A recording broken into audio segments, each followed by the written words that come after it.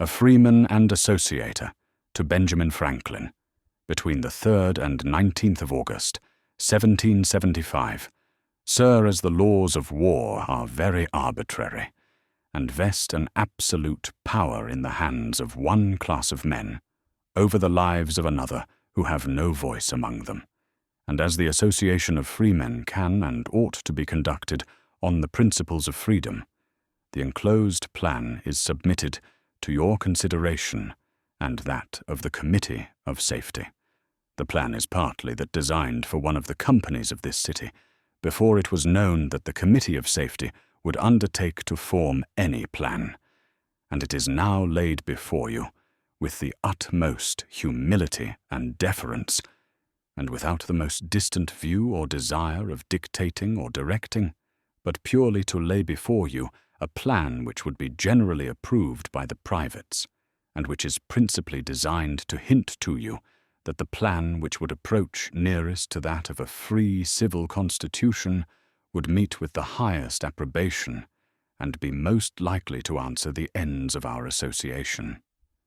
The plan is neither perfect nor intended as such. It is laid before you more to show you that plans have been thought of, and something of this kind generally approved, as far as it has been talked of, than with any other view. Submitting to your superior wisdom and discernment, I beg leave to subscribe myself, your most obedient, humble servant, a freeman and associator.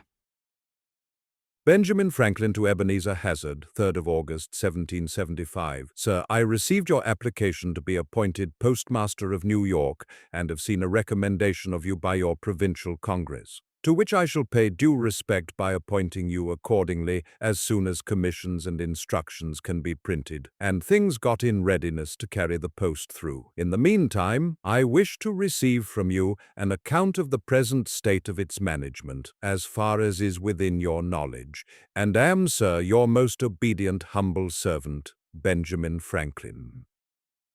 General Orders, 3rd of August, 1775. Parole Island. Countersign, Hartford.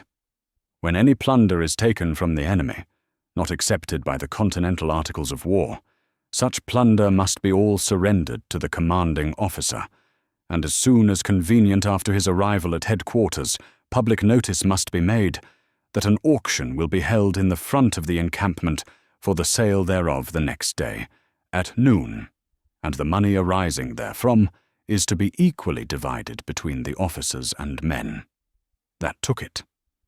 This order is not to be construed to extend to permitting unlawful and irregular plundering, as any officer or soldier who shall be found guilty thereof will be punished with the greatest severity.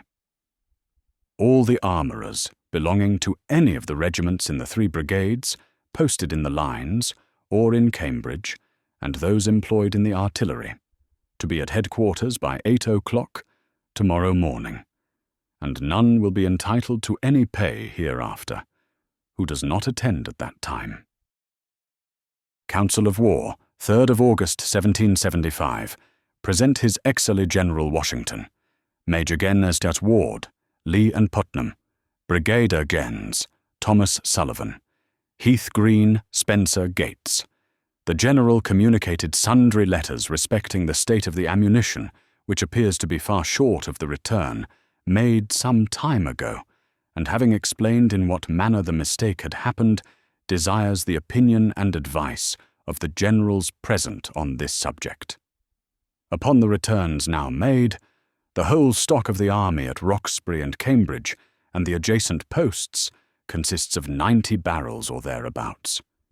It was proposed to make an attempt on the magazine at Halifax, where there is reason to suppose there is a great quantity of powder, and upon the question being severally put, it was agreed to by a great majority, and that the detachment for this enterprise consist of 300 men, also to endeavour to collect a supply from the neighbouring provinces of New Hampshire, Rhode Island, and Connecticut. Lieutenant Colonel Lomi Baldwin to George Washington, 3rd of August, 1775. Chelsea, Massachusetts. May it please your Excellency. This covers the observation of the day to this time. 2 ferry boats came on shore at the ferry ways at 12. Last night, with about 20 passengers from Boston, and the signal upon Powderhorn Hill was just erected, denoting more coming. I'm just going down to the ferry. Nothing extraordinary occurred. Since I wrote last, I would beg leave to ask your Excellency whether I might attempt to move the old wreck now on the ferryways which greatly obstructs the passenger in bringing up their good at low water. I am your Excellency's most obedient humble servant, Lommie Baldwin, Lieutenant Colonel. New York Provincial Congress to George Washington, 3rd of August, 1775. Sir, we are informed in a letter from the Continental Congress that the General would make out the commissions for our regiments to such persons as this Congress should recommend, but are at a loss to know whether you or General Schuyler are to issue the commissions. We understand, however, that they have been transmitted to you. If this should be the case, and the commissions are to be filled up by General Schuyler, we beg you will send them to him or us without delay. If they are to be filled up by your Excellency, we submit it. Whether to prevent delay, it would not be proper to send them in blank to General Schuyler or to us, that the names may be filled up agreeable to the arrangement made by this Congress. The number of commissions wanted will be about 200. We are with the greatest respect your Excellency's most obedient, humble servants by order. P.V.B. Livingston, President. B. James Warren to George Washington, 3rd of August, 1775. Sir, I enclose, agreeable to your Excellency's desire, a list of such officers in the army as have received commissions from the Congress of this colony, and also the resolves of the Congress, which, though inaccurate, may serve to show in what manner the Congress intended to rank the several regiments raised in this colony. I am with the greatest respect your Excellency's most obedient humble servant, James Warren,